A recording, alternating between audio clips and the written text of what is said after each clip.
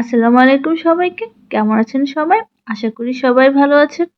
ডিম পরোটা তো আমরা সবাই খেতে খুবই পছন্দ করি। আজকে আমি একটা ভিন্ন স্টাইলে কিন্তু খুবই ইজি প্রসেসে ডিম পরোটা বানিয়ে আপনাদের সাথে শেয়ার করব। এটা দেখতে যেমন লোভনীয়, খেতেও কিন্তু খুবই মজার। তাহলে চলুন দেখে নিই এটা বানানোর প্রসেসটা কি। আমি প্রথমেই একটা পাত্রে পেঁয়াজ কুচি, ধনেপাতার কুচি এবং কাঁচামরিচ কুচি নিয়ে নিয়েছি এবং পরিমাণ মতো লবণ দিয়ে দিলাম। সেই সাথে আমি কিছু চিলি ফ্লেক্স মানে শুকনো মরিচ গুঁড়ো দিয়ে দিয়েছি। হাত দিয়ে সব উপকরণগুলো একটু ডলে স্মুথ করে নিলাম। এখন আমি ডিম ফাটিয়ে নিচ্ছি। আমি আজকে 3টা ডিম পরোটা বানাবো, তার জন্য আমি 2টা ডিম নিয়ে নিলাম। একটা স্প্যাচুলা দিয়ে আমি ডিমগুলোকে ভালো করে ফেটিয়ে নিচ্ছি। পরোটাগুলো ভাজার জন্য আমি আজকে আমুলের বাটার নিয়ে নিয়েছি। তো আমি প্যানটা গরম করে 1 চামচ বাটার দিয়ে দিলাম। বাটারটা একটু নেড়ে চেড়ে গলিয়ে নিচ্ছি।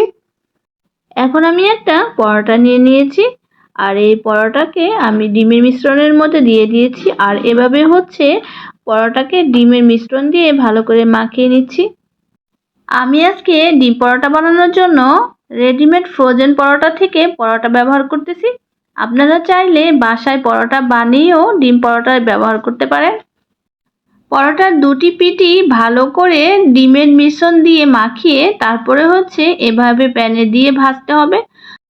এপিঠ ওপিঠ ভালো করে উল্টে পাল্টে পরোটাটা ভেজে নিতে হবে। দেখতে পাচ্ছ পরোটাটা দেখতে কতটা সুন্দর লাগছে এবং কতটা লোভনীয় মনে হচ্ছে।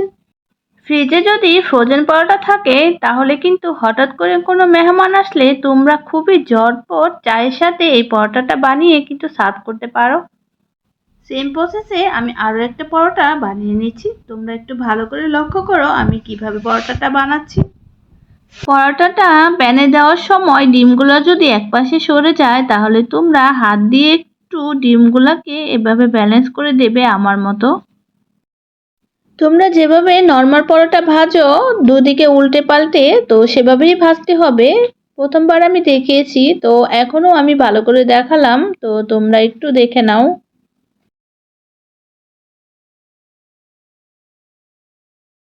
এভাবে উল্টে পাল্টে মিডিয়াম আঁচে পরোটাগুলোকে ভাজতে হবে যাতে পরোটাগুলো পুড়ে না যায়।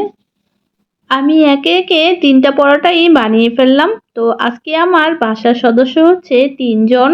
আমি সকালের নাস্তার জন্য 3 জনের জন্য 3টা পরোটা বানিয়ে নিলাম। তোমরাও চাইলে এই মজাদার পরোটা সকালের নাস্তা কিংবা বিকালের নাস্তার জন্য বানাতে পারো।